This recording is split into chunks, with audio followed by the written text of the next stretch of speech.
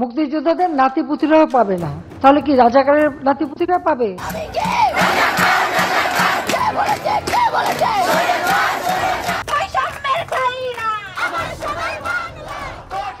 বাংলাদেশের ইতিহাসে এক আগুন ঝরা রাত।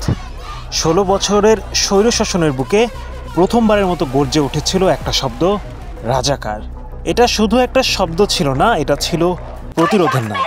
এটা ছিল শেখ হাসিনার ১৬ বছরের দুঃশাসনের বিরুদ্ধে ছাত্র জনতার দেওয়া এক ঘোষণা। সেই রাতে ঢাকা বিশ্ববিদ্যালয়ের কবি জসিমউদ্দিন হল, মফিজুল ইসলাম হল, সূর্য সেন হল, প্রতিটি ঘর থেকে শিক্ষার্থীরা বারান্দায় এসে দাঁড়িয়েছিল। উত্তরের ইউনিট থেকে কেউ গলা ফাটিয়ে বলছিল তুমি কে, আমি কে, আর দক্ষিণের ইউনিট থেকে যেন বজ্রকণ্ঠের জবাব আসছিল, রাজাকার, রাজাকার। রাত পেরিয়ে গিয়েছিল, কিন্তু আলো জ্বলে উঠেছিল রাজু ভাস্কর্যের সামনে। ইডেন কলেজের মেয়েরা ছাত্রলীগের রক্তচক্ষু উপেক্ষা করে তালা ভেঙে বের হয়ে এসেছিল। তারা জানতো এই আন্দোলন শুধু কোটা সংস্কারের না, এই আন্দোলন ছিল স্বাধীনতার অপমানের বিরুদ্ধে। এই আন্দোলন ছিল একজন সাবেক প্রধানমন্ত্রী শেখ হাসিনার সেই জঘন্য কথার বিরুদ্ধে। মুক্তিযোদ্ধাদের নাতিপুতিরাও পাবে না, তাহলে কি রাজাকারের নাতিপুতিরা পাবে? যেখানে তিনি বলেছিলেন মুক্তিযোদ্ধাদের নাতিপুতিরা কোটা পাবে না, তাহলে কি রাজাকারের নাতিপুতিরা কোটা পাবে? এই প্রশ্নই আগুন হয়ে ছড়িয়ে পড়ে সমস্ত ক্যাম্পাসে, সমস্ত শহরে, সমস্ত জেলায়।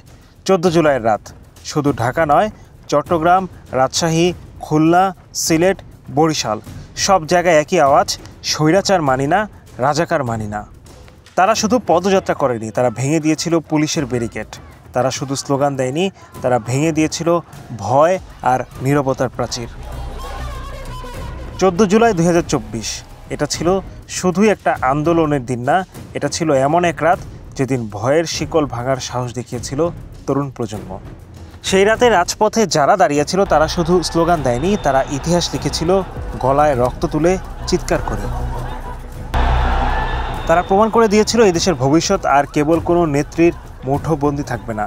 এটাই সেই প্রজন্ম যারা প্রশ্ন করতে জানে, যাদের সামনে মিথ্যা টিকতে পারে না। তারা সাহস করে বলেছিল শেখ হাসিনা তুমি রাজাকার। আর এই এক বাক্যে তারা 16 বছরের ভয়, নিষ্পেষণ আর প্রহসনের জবাব দিয়েছিল। আজ হয়তো সেই মিছিলের ধ্বনি থেমে গেছে, কিন্তু সেদিন যারা রাজু ভাস্কর্যের সামনে এসে দাঁড়িয়ে বুক ভরে স্লোগান দিয়েছিল, তাদের কণ্ঠে গর্জে উঠেছিল একটা নতুন ভোরের প্রতিজ্ঞা। Hello Bangla news desk.